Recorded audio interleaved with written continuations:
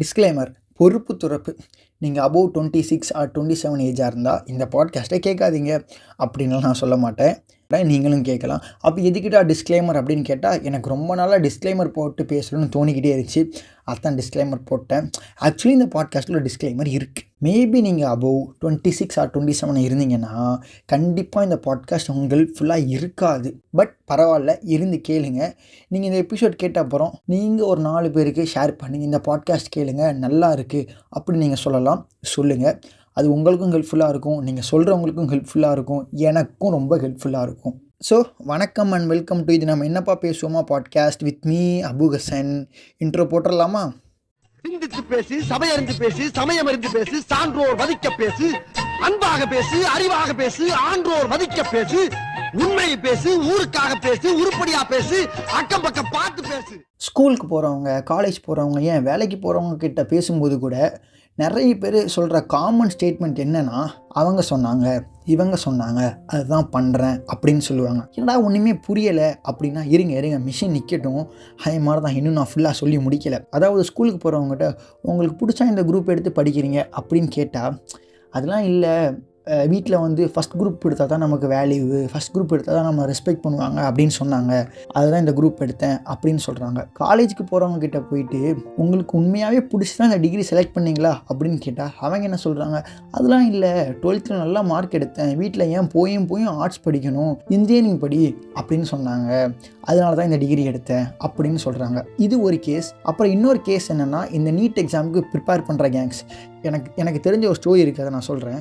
எனக்கு தெரிஞ்ச ஒரு பொண்ணு, நல்லா படிக்கிற பொண்ணு, 12th எல்லாத்தையும் நல்லா கட் ஆஃப் மார்க் வச்சிருக்கு. ஆனால் அந்த பொண்ணுக்கு இன்ஜினியரிங் ஆர் ஆர்ட்ஸ் அதே மாதிரி எதுவுமே படிக்க பிடிக்கல.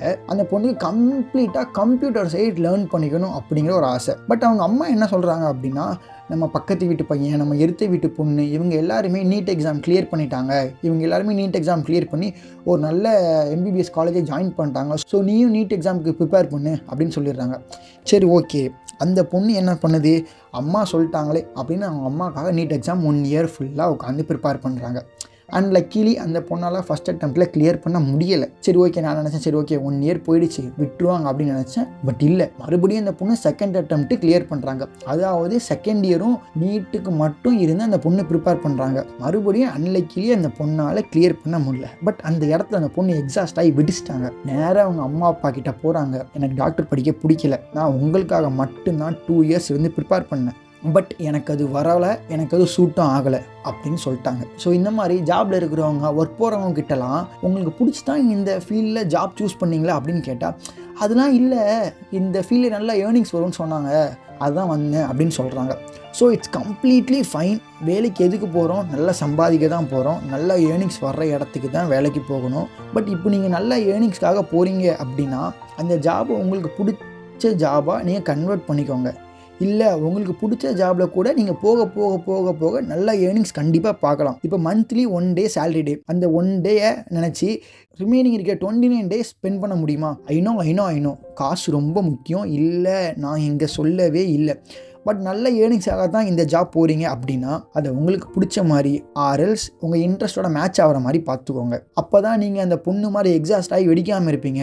அப்புறம் என்னோடய ஜாபு ஃபுல்லாக ஸ்ட்ரெஸ்ஸு, ஒர்க் அதிகமாக இருக்குது, பிளா பிளா பிளா அப்படின்னு ஒர்க்கை ப்ளேம் பண்ணாமல் இருப்பீங்க. ஸோ உனக்கு ஒரு குரூப்போ, இல்லை உனக்கு ஒரு டிகிரியோ, இல்லை உனக்கு ஒரு வேலையோ, ஃபஸ்ட்டு அது உனக்கு வேணுமா வேணாமாங்கிறத பாருங்கள். அந்த குரூப் எடுத்தால் எல்லோரும் என்னையே வேல்யூ பண்ணுவாங்க, எல்லோரும் என்னை ரெஸ்பெக்ட் பண்ணுவாங்க, இந்த டிகிரி தான் என்னை வீட்டில் எடுக்க சொல்கிறாங்க, அதனால இந்த டிகிரி சூஸ் பண்ணேன், இந்த ஜாப்போட நல்லா ஏர்ன் பண்ணலாம் அப்படிங்கிறதெல்லாம் தாண்டி உண்மையாகவே நீ பண்ண போகிற விஷயம் உனக்கு வேணுமா அப்படிங்கிறத நல்லா யோசிச்சுக்கோங்க. சிம்பிளான ஒரு எக்ஸாம்பிள் சொல்கிறேன். இப்போ எல்லோரும் டீ குடிக்கிறாங்க, பட் எனக்கு காஃபி வேணும் அப்படின்னா, எப்படி நம்ம டீ கடையில் அண்ணா கிட்ட போயிட்டு அண்ணா 3 டீ ஒரு காஃபி அப்படின்னு சொல்கிறோம்ல, அதே மாதிரி தான். சின்ன விஷயமா இருக்கலாம் இப்போ நான் சொல்கிற விஷயம், பட் எல்லாமே இதே மாதிரி தான். நமக்கு என்ன வேணுங்கிறத நம்ம தான் டிசைட் பண்ணணும்.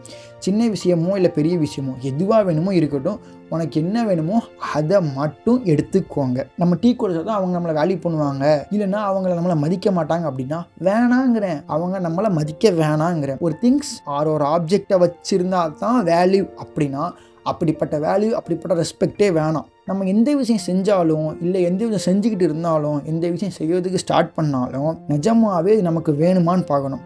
பிகாஸ் லாஸ்ட்டாக அந்த காஃபியை நம்ம தான் குடிக்க போகிறோம். நமக்கு வேறு யாரும் வந்து குடிக்க மாட்டாங்க. ஸோ அவங்க இது சொல்கிறாங்க, இவங்க அது சொல்கிறாங்க அப்படின்னு எதுவுமே பார்க்காம listen to your inner voice, not the voice of others என்று கூறி நான் விடைபெற விரும்புகிறேன். ஸோ இந்த எபிசோட ஃபீட்பேக்கை டிஸ்கிரிப்ஷன் கீழே கொடுத்து ரிப்ளைங்கிற பட்டனை ப்ரெஸ் பண்ணி நீங்கள் சொல்லலாம். ஸோ இந்த பாட்காஸ்ட் உங்களுக்கு பிடிச்சிருந்தா மறக்காமல் ஃபாலோ பண்ணிடுங்க. நானும் எல்லா எபிசோடும் சொல்கிறேன், உங்கள் நல்ல மனசோட நிறைய பேர் பாட்காஸ்ட் கேட்குறீங்க, அப்படி இன்னும் நல்ல மனசோட எல்லாரும் ஃபாலோ பண்ணிடுங்க.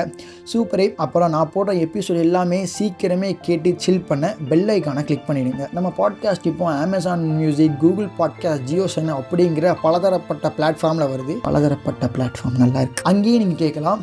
அங்கேயும் மறக்காமல் ஃபாலோ பண்ணிடுங்க. பர்சனலாக நீங்கள் ஃபாலோ பண்ணணும்னு நினச்சிங்கன்னா டிஸ்கிரிப்ஷனில் என்னோட இன்ஸ்டா ஐடி கொடுக்குறேன், ஃபாலோ பண்ணிடுங்க. வாங்க நம்ம குவாலிட்டியாக பேசலாம். So tata, bye bye, see you.